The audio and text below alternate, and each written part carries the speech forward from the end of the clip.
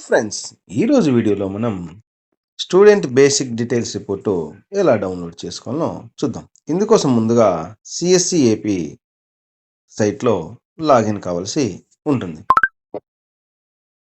ఇలా లాగిన్ అయ్యేటప్పుడు మన యొక్క పాఠశాల డేస్ కోడ్, పాస్వర్డ్, అదేవిధంగా ఇక్కడ ఉన్నటువంటి క్యాప్చా కోడ్ ఎంటర్ చేయవలసి ఉంటుంది.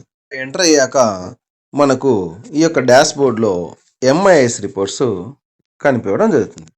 అక్కడ క్లిక్ ఇవ్వగానే మళ్ళీ ఎంఐఎస్ రిపోర్ట్స్ అనేది కనిపించడం జరుగుతుంది. ఇక్కడ మనం ప్లస్ సింబల్ మీద క్లిక్ ఇవ్వగానే మనకి ఇక్కడ సబ్ ఆప్షన్స్ ఇలా కనిపిస్తాయి.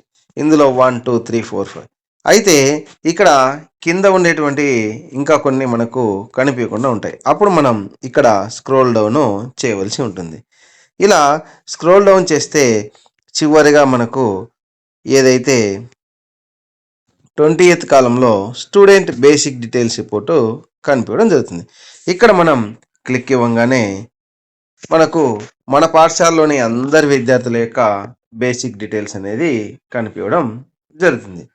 ఈ విధంగా మనం మన పాఠశాలకు సంబంధించి అందరి విద్యార్థుల యొక్క అటెండెన్స్ రిపోర్టు డౌన్లోడ్ చేసుకోవచ్చు.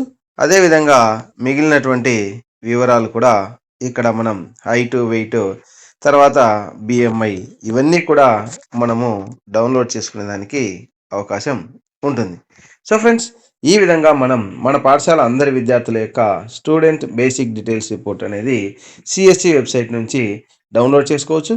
అదేవిధంగా ఇక్కడ ప్రింటింగ్ ఆప్షన్ ఉంటుంది. ఈ ప్రింటర్ మీద క్లిక్ ఇవ్వగానే మనకు ఇలా ఓపెన్ అవుతుంది. ఇక్కడ సేవ్ యాజ్ పీడిఎఫ్ అనగానే మనకు సైజ్ ఇక్కడ కనిపిస్తుంది. ఈ సైజును మనం ఇలా క్లిక్ ఇవ్వగానే ఇక్కడ పోర్ట్రైట్ అంటుంది. అది ల్యాండ్స్కేప్లో మనం పెట్టుకున్న తర్వాత ఇక్కడ పేపర్ సైజ్ ఇక్కడ లెటర్ ఉంది. ఆ లెటర్ కాకుండా మనము A3 సైజు కానీ లేదా లీగల్ సైజు కానీ పెట్టుకుంటే ఆ పేజీలో మొత్తం వివరాలు అనేది ఒకే పేజీలో రావడం జరుగుతుంది. అప్పుడు మనం పీడిఎఫ్లో మనం ఇలా డౌన్లోడ్ చేయగానే ఇలా అడుగుతుంది. సేవ్ మీద క్లిక్ ఇవ్వగానే ఆ యొక్క వివరాలన్నీ కూడా మన ఫోన్లో సేవ్ కావడం జరుగుతుంది.